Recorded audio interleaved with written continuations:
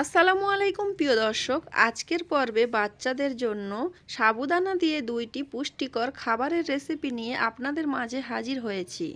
6 থেকে 18 মাস শিশুদের জন্য এই খাবারটি খাওয়াতে পারেন। এই রেসিপির প্রধান উপকরণ হচ্ছে সাবুদানা। শিশু জন্মের পর থেকে 5 বছর পর্যন্ত এই সময়টা খুবই গুরুত্বপূর্ণ। তাই এই সময় তাদের খাদ্য তালিকায় রাখতে হবে পুষ্টিকর খাবার দ্বারা পরিপূর্ণ।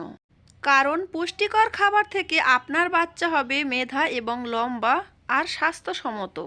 সাবুদানা বাচ্চাদের জন্য ওয়েট গেইন এবং ব্রেন ডেভেলপমেন্টে সাহায্য করে।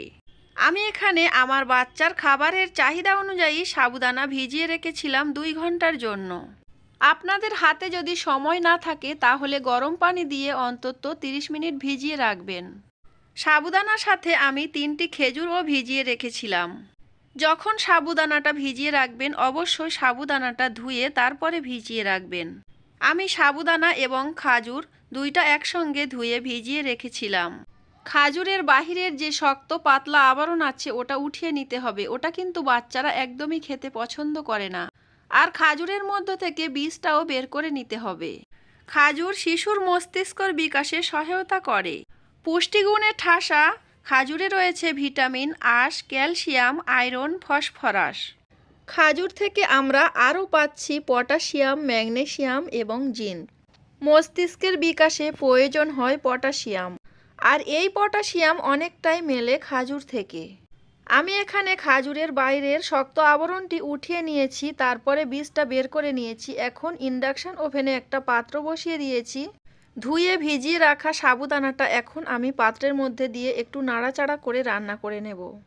সাবুদানাতে থাকে vitamin A, vitamin C, vitamin K. এই সাবুদানাটা আমি খুব সুন্দরভাবে রান্না করে নেব। সাবুদানার মধ্য থেকে রান্না করতে করতে একটা পানসে ভাব চলে আসবে, তখনই বুঝে নিতে হবে সাবুদানাটা রান্না করা হয়ে গিয়েছে। এই সাবুদানাটা ফুটে উঠলে আমি কিছু সময় রান্না করে নেব, আর পানসে পানসে ভাব চলে আসলে ওই সময় আমি কিছুটা উঠিয়ে রেখে দেব। অফ ক্যামেরাতে আমি কিছুটা সাবুদানা উঠিয়ে নিয়েছি আরও একটা রেসিপি বানিয়ে দেখানোর জন্য।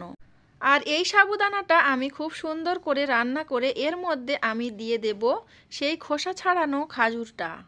আমি এখানে 3 পিস খাজুর নিয়েছি, আপনারা চাইলে কম বেশি করে নিতে পারেন। সাবুদানার সঙ্গে খাজুরটা দিয়ে আমি কিছু সময় রান্না করে নেব। এই খাবারটি আপনি আপনার বাচ্চাকে 6 মাস পর থেকে দিতে পারেন। 6 মাস পর থেকে আপনি আপনার বাচ্চাকে অল্প অল্প করে এই খাবারটা যদি মুখে দেন, তাহলে আপনার বাচ্চা হোমমেড খাবারের সঙ্গে পরিচিত থাকবে। সবসময় চেষ্টা করবেন বাচ্চাদের জন্য বাড়িতে হোমমেড খাবার বানানোর জন্য। বাচ্চারা যদি একবার বাহিরের খাবার খেতে পছন্দ করে তাহলে কিন্তু আর বাড়ির খাবার খেতে পছন্দ করবে না। আমার এই ভিডিওটি যারা দেখছেন তাদের মধ্যে যদি আপনি 6 থেকে 18 মাস শিশুর মা হয়ে থাকেন তাহলে এই খাবারটি আপনি আপনার বাচ্চাকে বানিয়ে খাওয়াতে পারেন। সাবুদানা দিয়ে খাজুরের এই রেসিপিটি কমপ্লিট হয়ে গিয়েছে। আমি একটা বাটিতে পরিবেশন করে নেব, আর ঠান্ডা হয়ে গেলে আমি আমার শিশুকে খাইয়ে দেব। খাজুরের মধ্যে থেকে আমি পাতলা আবরণটি উঠিয়ে নিয়েছিলাম, তার মধ্যে থেকে একটা রয়ে গিয়েছে, এটা এখন আমি উঠিয়ে নেব। কারণ এটা আমার বাচ্চা একদমই খেতে পছন্দ করবে না, তখন আমার বাচ্চার খাবারের রুচি চলে যাবে এটা যদি তার গালে পড়ে। তাই আমি আগে থেকে উঠিয়ে নিলাম। এই রেসিপিটি যদি আপনাদের ভালো লাগে তাহলে অবশ্যই ভিডিওটিতে একটি লাইক দিয়ে চ্যানেলটি সাবস্ক্রাইব করবেন। আজকের আমার এই ভিডিওতে আপনাদের মাঝে সাবুদানা দিয়ে আরও একটি রেসিপি শেয়ার করব। যে সকল মায়েরা প্রথম সলিড খাবার হিসাবে বাচ্চাকে কি খাওয়াবেন সেটা নিয়ে ভাবছেন, তাদের জন্য সাবুদানা দিয়ে আরও একটি রেসিপি আপনাদের মাঝে শেয়ার করছি। এটাকে একটু সাইড করে রাখছি, আর আগে থেকে রান্না করে নেওয়া এই সাবুদানা রেসিপিটি নিয়ে আপনাদের মাঝে শেয়ার করব। এই রেসিপিটি খুবই সহজ। প্রথমে সাবুদানাটা ভিজিয়ে রাখবেন, তারপরে বিশুদ্ধ পানি দিয়ে সাবুদানাটা রান্না করে নেবেন। আর আপনার বাচ্চা যে ফর্মুলা দুধ খায় ওই ফর্মুলা দুধের সঙ্গে মিশিয়ে এই সাবুদানাটি আপনার বাচ্চাকে খাইয়ে নেবেন। এই রেসিপিটি আপনার বাচ্চাকে প্রথম সলিড খাবার হিসাবে দেবেন, আপনার বাচ্চা খুবই মজা করে খেয়ে নেবে। আপনি চাইলে বিশুদ্ধ পানি দিয়ে সাবুদানাটা একটু ঘন করে রান্না করবেন, তারপরে ফর্মুলা দুধটা উষ্ণ গরম পানির সঙ্গে গুলিয়ে দুইটা একসঙ্গে মিশিয়ে নেবেন।